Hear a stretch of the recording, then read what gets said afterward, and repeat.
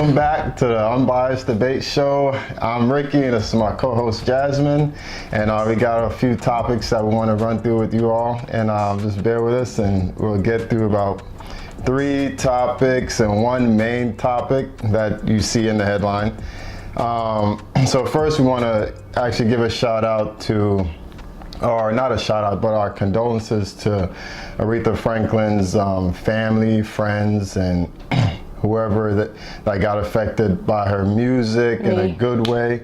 Exactly, you, parents of ours, grandparents, whoever, because she's been doing it for so long. And let me tell you, I went to work yesterday at 9:30 a.m.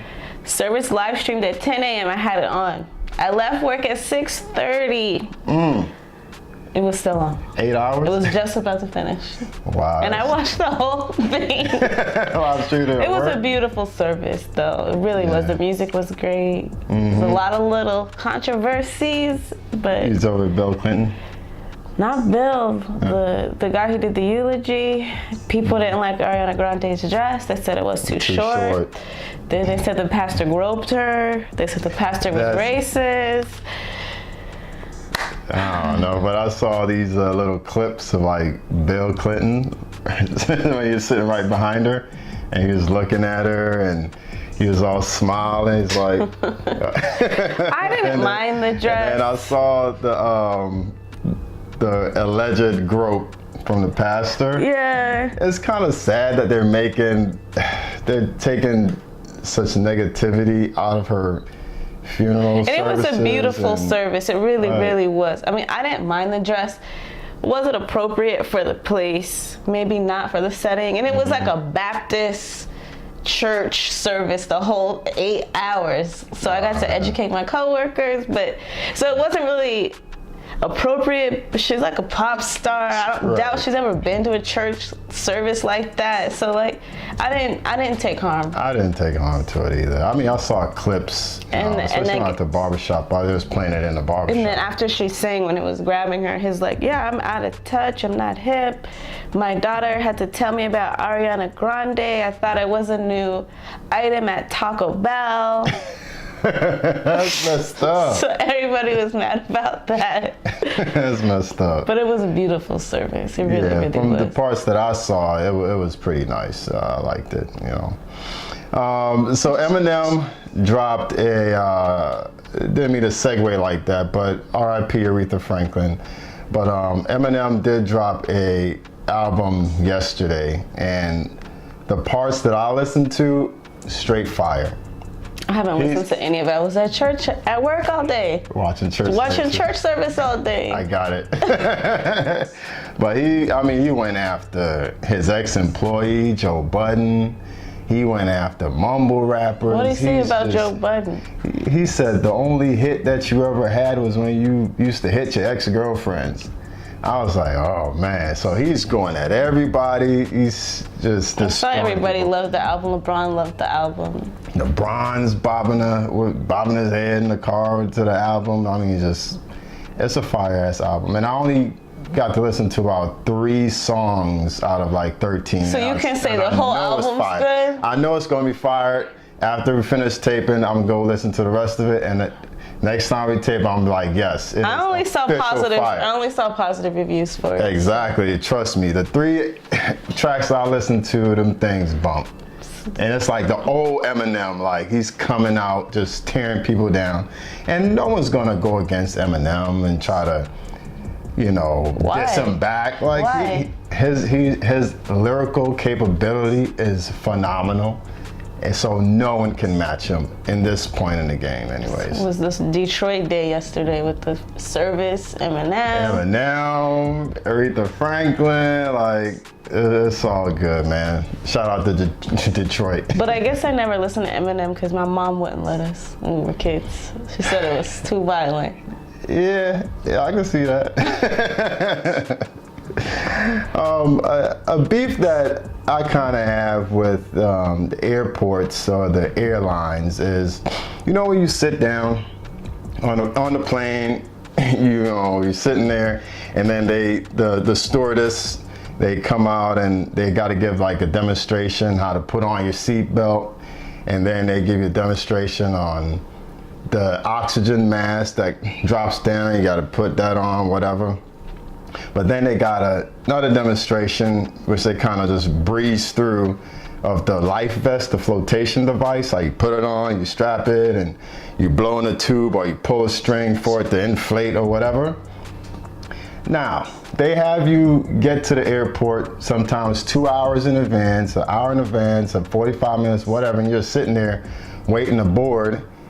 Why don't they have like a little section where you can practice this stuff? Like, seriously, like you get there, you're sitting there, you wait. Sometimes your plane gets delayed for an hour, you're just sitting there not doing nothing.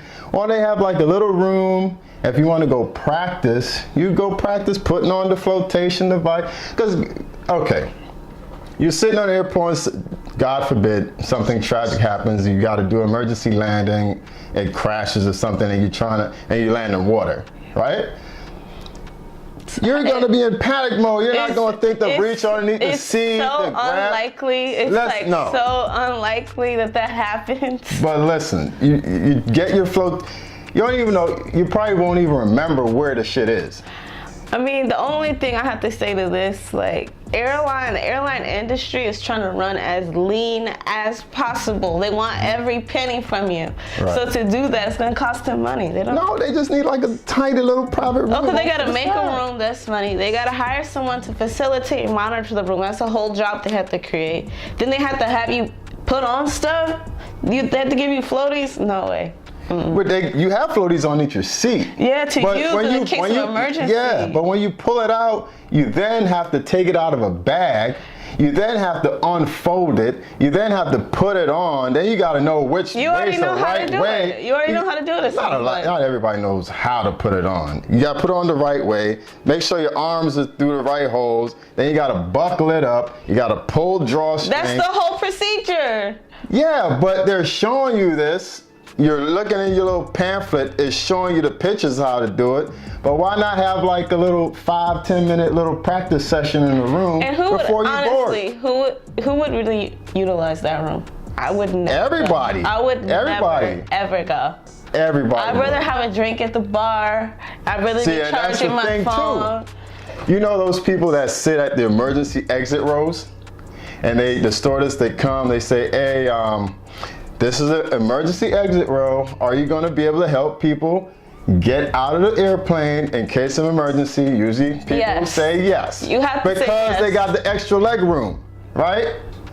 Now, in the case of emergency, if they kicked back a couple at the bar with no practice to open this door, what do you think gonna happen? They gonna open the door and get the hell out. They ain't gonna help nobody. Or even if they know how to open the door, they might not even know how to open the damn door. What is it called? Fight or flight? Like panic. People panic. I mean, the chances of that ever happening is like so unlikely. Like, knock on wood, it is safer to fly than it is to drive. So yeah. But our main topic is a very big topic, especially in the millennium era, even the older era too. This is, don't go through my cell phone unless you pay the damn bill.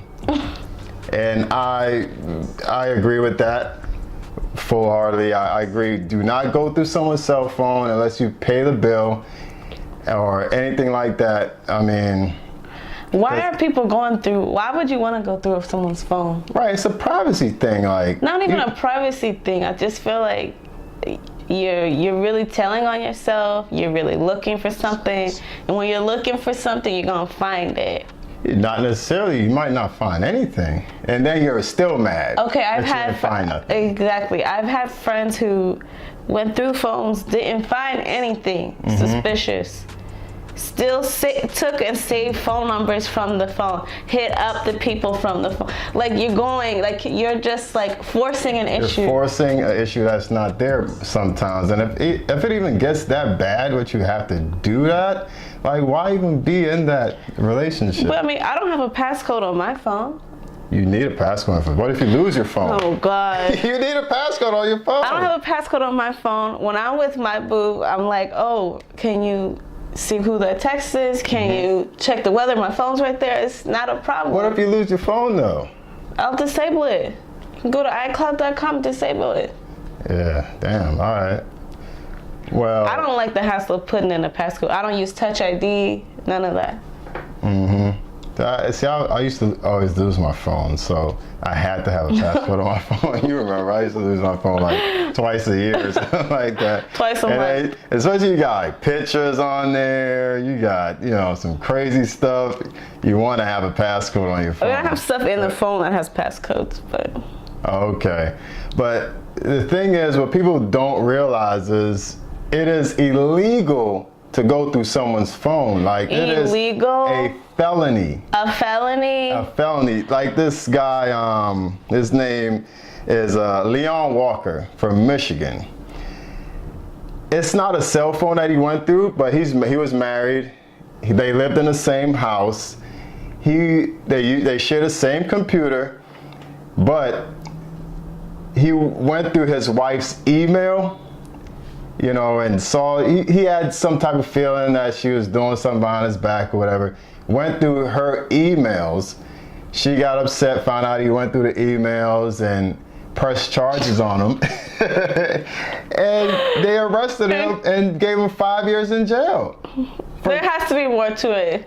It's not more to it. I read the story. It's Google it, whatever. Leon Walker from Michigan gets a felony for going through his wife's emails. That's ridiculous. It's like if you open someone's mail, that's a felony. Yeah, but I don't know if phones are covered. I don't know if phones are covered. Phones are definitely covered because that's your privacy, especially if you have a passcode. You remember when that one terrorist went to his job and he shot a bunch of people and he ended up killing himself, but he had a cell phone? And the FBI went to Apple and was like, yo, can we get into this cell phone, please? Apple said no. Yeah, I do remember that. It's an invasion of privacy. They're not even Apple wants the FBI, CIA to get into someone's phone. So what makes you think that you have the right to get in my phone? If Apple is not even giving the government permission to get into your phone. So you see what I'm saying? I mean, all I have to say is every time I went through a phone, it was bad news. Yeah, because you already have. Why even go through the phone? Like, it's kind of like ignorance is bliss. And I guarantee you 99.99% of the time you go through the phone, you're going to find it. You're going to find exactly what you're looking for. So don't do it. Don't do it. Just end it. Or just be happy and don't think about it. But in the back of your mind, you know something's there.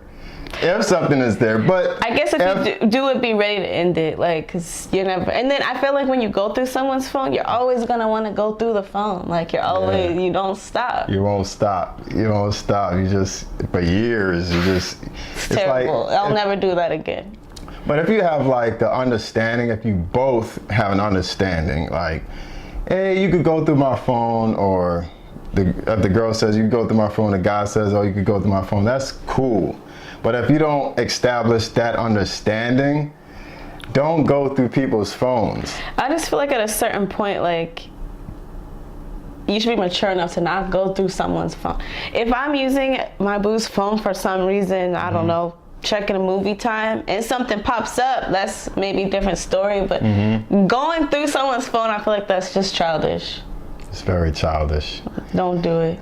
You shouldn't be with someone you feel like you have to go through their phone. If you with someone that you feel like you have to go through their phone, that's not the relationship for you. It's definitely just end it. It's like, nah, we're playing. Just I would end it. Just talk first before you end it. Don't just end it. All right, guys. Please subscribe. Please stay tuned for the next episode, and we're out.